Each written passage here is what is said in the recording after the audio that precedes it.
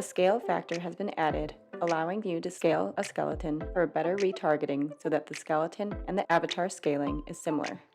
Start a new measurement to scale a skeleton in real time, or select a measurement with a solved skeleton when the actor is standing in the T-pose position and play the measurement with real-time output.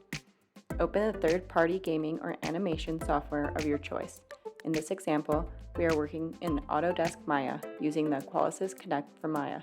Add a character to the scene. You can see that the Q avatar reference is just over 101 centimeters, and the stream skeleton is just over 89, so approximately 88% of the size of the Q avatar character.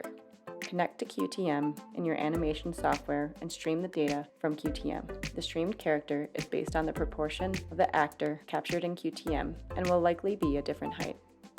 Reprocess the file, ensure that the box next to Solve Skeletons is checked, and use the skeleton solver settings from the project. In the skeletons list, select the skeleton that you want to scale. Change the scale of the skeleton, which is the ratio we had just measured in Maya. Click OK, and your skeleton has now been scaled to size. Play the file with real-time output to start streaming. If you are working in real time, open the skeleton solver page in the project options.